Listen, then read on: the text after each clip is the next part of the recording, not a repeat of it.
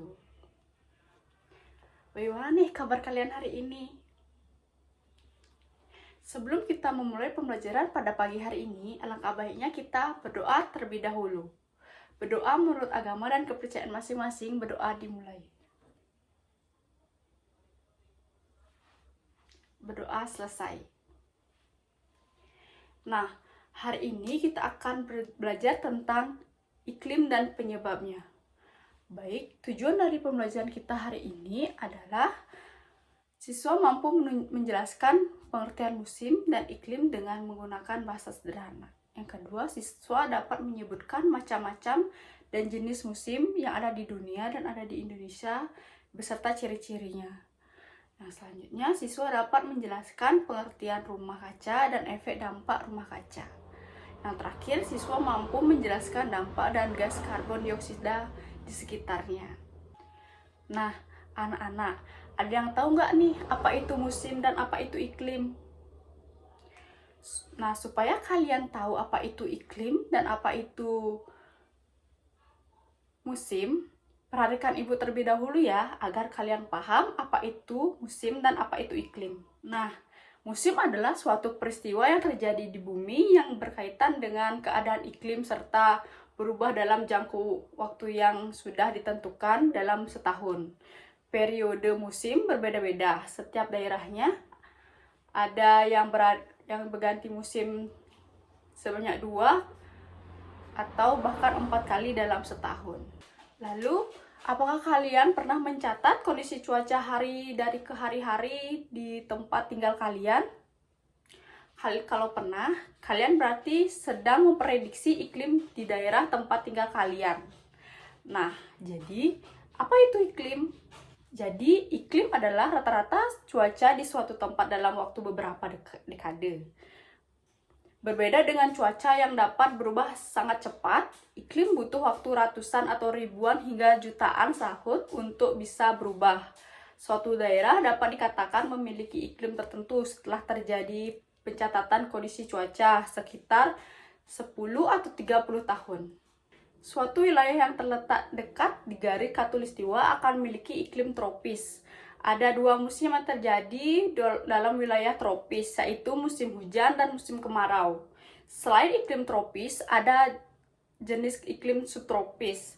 Iklim ini memiliki negara yang cukup jauh dari khatulistiwa, seperti Jepang, Korea, Nepal, dan sebagainya. Pada iklim subtropis, hewan dan tumbuhan yang hidup harus memiliki kemampuan adaptasi.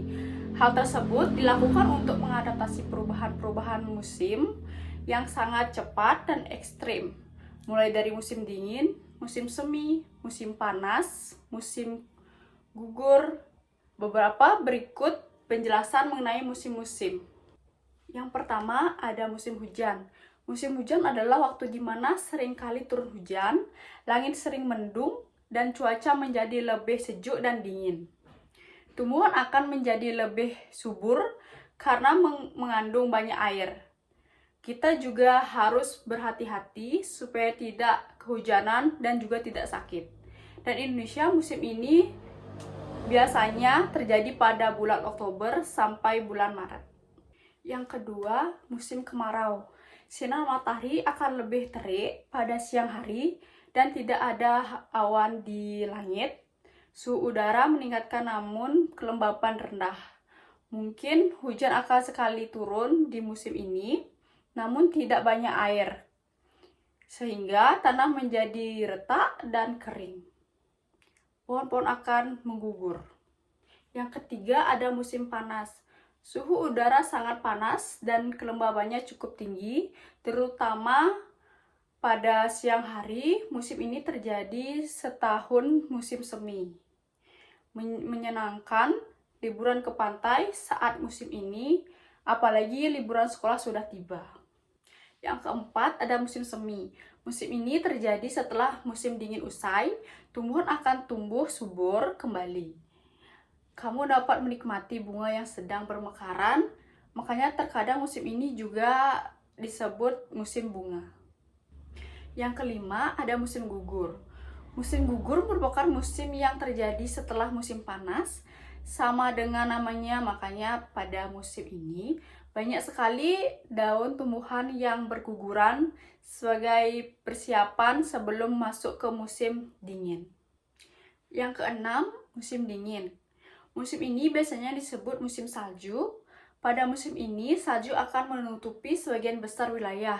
Suhu sangat dingin, biasanya bisa sampai 0 derajat Celcius. Beberapa hewan seperti beruang akan menyimpan energinya dengan melakukan hibernasi.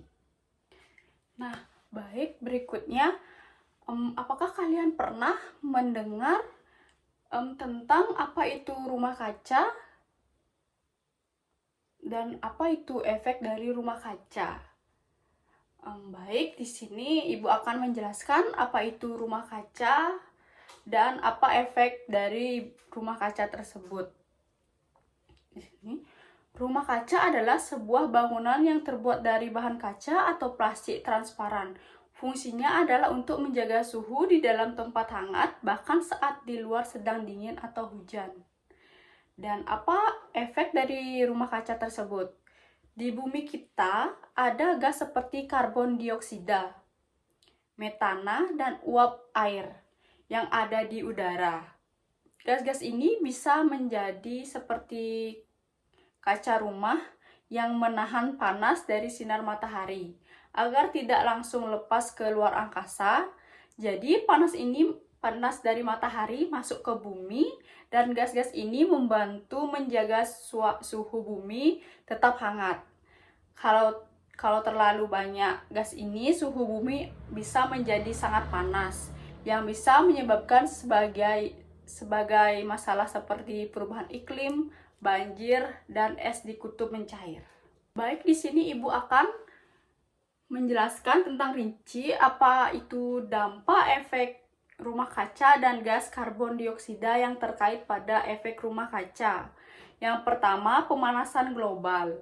Suhu rata-rata di bumi naik menyebabkan perubahan iklim. Yang kedua, mencairnya es di kutub. Es di kutub utara dan selatan mencair lebih cepat mengakibatkan naiknya permukaan air laut. Yang ketiga, perubahan iklim ekstrim. Pola cuaca menjadi tidak stabil, menyebabkan bencana alam seperti banjir dan kekeringan. Berikutnya, kerusakan ekosistem. Beberapa hewan dan tumbuhan tidak dapat beradaptasi dan berisiko punah. Yang terakhir, kenaikan permukaan laut.